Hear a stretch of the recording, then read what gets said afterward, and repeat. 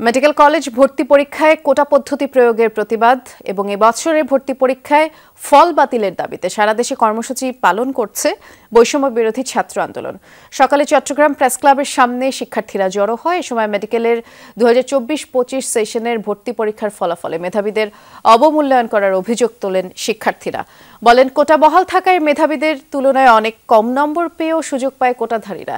এর ফলে ভবিষ্যতে মেধাহীন ডাক্তার তৈরির সুযোগ বা শঙ্কা দেখা দিয়েছে। অবিলম্বে ফলাফল বাতিলের দাবি জানিয়েছেন তারা, আর দাবি না মানলে আন্দোলন চালিয়ে যাওয়ার হুঁশিয়ারি দিয়েছেন শিক্ষার্থীরা।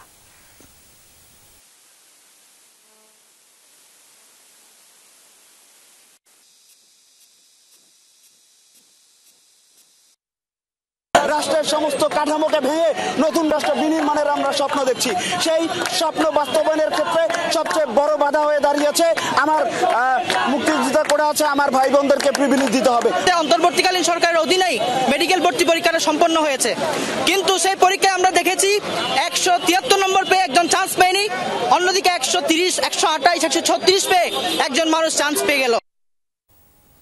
আমরা এই বিষয়ে আরো বিস্তারিত জানবো। ঢাকার কেন্দ্রীয় শহীদ মিনারে আমাদের সহকর্মী আরিফুর রহমান সবুজ আছেন। আমরা একটু দেখে আসতে চাই সবুজের কাছে কি আপডেট আছে। শুনতে পাচ্ছেন নিশ্চয়ই সবুজ?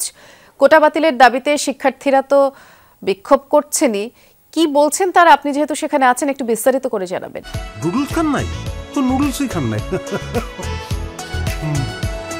ইসরাত, মূলত এখানে পৃথক দুটি কর্মসূচি হয়েছে। একটি মেডিকেল এবং ডেন্টালের যে শিক্ষার্থীরা রয়েছে, ঢাকা মেডিকেল এবং সোহরাওয়ার্দী মেডিকেলের শিক্ষার্থীরা মিলে এই কর্মসূচিটি তারা দিয়েছিলেন এবং তারা যেটি বলছেন যে যেই কোটা বাতিলের দাবিতে মূলত এত আন্দোলন, এত প্রাণহানির ঘটনা ঘটেছে, সেই একই ঘটনা অর্থাৎ কোটা দিয়ে মেডিকেলের যে ভর্তি পরীক্ষার ফলাফল সেটি প্রকাশিত হয়েছে, সেটি কোনোভাবেই মানার মতো নয় এবং তারা অবিলম্বে অর্থাৎ আজকের মধ্যেই এই ফলাফল বাতিলের একটি দাবি জানিয়েছেন। অন্যথায় তারা কঠোর কর্মসূচির ঘোষণা দিয়েছেন এবং আজকে তাদের শিক্ষার্থীদের একটি প্রতিনিধি দল স্বাস্থ্য মন্ত্রণালয়ে যাওয়ার কথা রয়েছে। সেখানে তারা স্বাস্থ্য মন্ত্রণালয়ে তাদের যে দাবি দেওয়ার বিষয়গুলি, সেই দাবি দেওয়ার বিষয়গুলো উপস্থাপন করবেন এবং এই যে তাদের যে কর্মসূচি মানববন্ধন, এই কর্মসূচিতে যারা মেডিকেল শিক্ষার্থী, যারা 75 বা 70-এর বেশি মার্কস পেয়েছেন, তাদের অভিভাবকরা তারাও এখানে উপস্থিত হয়েছেন এবং তারা বলছেন যে তারা বৈষম্যের শিকার হয়েছেন।